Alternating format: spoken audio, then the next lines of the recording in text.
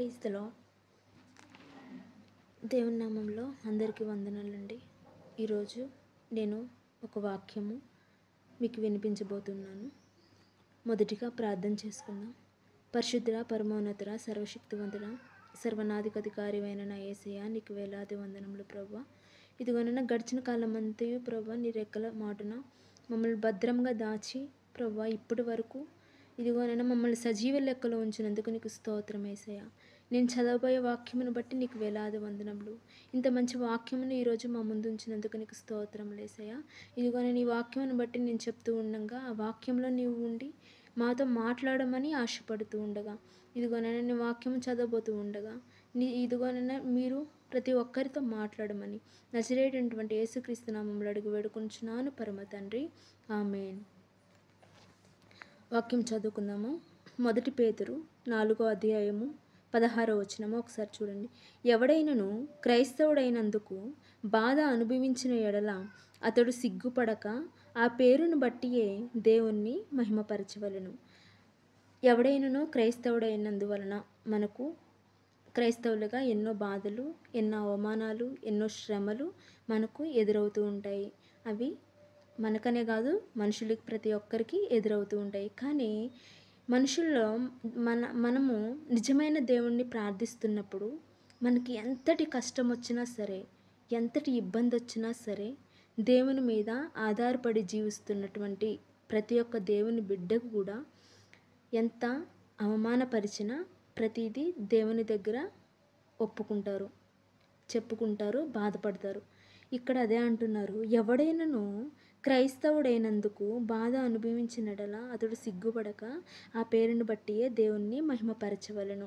మనము మన ఫ్రెండ్స్ కావచ్చు, మన కొలీగ్స్ కావచ్చు, మన ఫ్యామిలీ మెంబర్స్ కావచ్చు, ఇంకా బయట వాళ్ళు కావచ్చు, అన్యులు కావచ్చు, ప్రతి ఒక్కరూ కూడా మనల్ని అవహేళన చేసినప్పుడు, బాధ పెట్టినప్పుడు, అసహ్యకరమైన మాటలు మాట్లాడినప్పుడు మనం ఏం చేయాలి? వారిని ఒక్క మాట కూడా అనకుండా వచ్చి మోకాళ్ళు వేసి ప్రార్థన చేయాలి.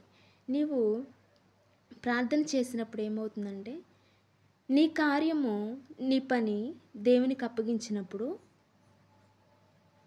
ఏం చేస్తారు? మన పని ఆయన చూసుకుంటారు, మనకి ఇబ్బంది ఏమీ ఉండదు.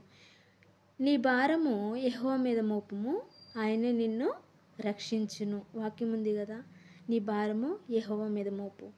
నిన్ను అవమానపరుస్తున్నారా? నిన్ను బాధ పెడుతున్నారా? నిన్ను అసభ్యకరంగా మాట్లాడుతున్నారా? నిన్ను హేళన చేస్తున్నారా? నువ్వు పనిచేసే దగ్గర నిన్ను చూసి నవ్వుకుంటూ ఉన్నారా? అయితే వెళ్ళి మోకాళ్ళు వేయి. మోకాళ్ళు వేసి ప్రార్థన చేయి. దేవా, నేను ఇలాగా సఫర్ అవుతున్నాను, ఒక్కసారి నా వైపు చూడు, నన్ను క్షమించు, నేను చేసిన ప్రతి ఒక్క తప్పు క్షమించి నా మొర ఆలకించు అని నీవు కన్నీటితో ప్రార్థన చేసినప్పుడు ఖచ్చితంగా దేవుడు నీకు జవాబిస్తారు. ఇంకొక వాక్యం ఉంటుంది, మనుషులు నమ్ముట కంటే యెహోవాను ఆశ్రయించుట మేలు. ఈ వాక్యం మీరందరూ గుర్తుపెట్టుకోవాల్సిందే. మనుషులు నమ్ముట కంటే యెహోవాను ఆశ్రయించుట మేలు. నీకు బాధ వచ్చినప్పుడు మనుషుల దగ్గర ఏడ్చే కంటే దేవుడి దగ్గరికి వెళ్ళి ఏడ్చినప్పుడు నీకు జవాబు వస్తుంది. నిన్ను ఎవరైతే అవమానించారో, నిన్ను ఎవరైతే బాధ పెట్టారో, నిన్ను ఎవరైతే అవహేళనగా మాట్లాడారో వారి ముందు దేవుడు నిన్ను హెచ్చిస్తారు. ఇది దేవుడిచ్చినటువంటి ఈరోజు వాక్యము. ప్రతి ఒక్కరూ గుర్తుపెట్టుకొని దేవుని పట్ల భయభక్తులు కలిగి జీవించాలి అని దేవుడు ఈరోజు మీతో మాట్లాడుతున్నారు. Praise the lord.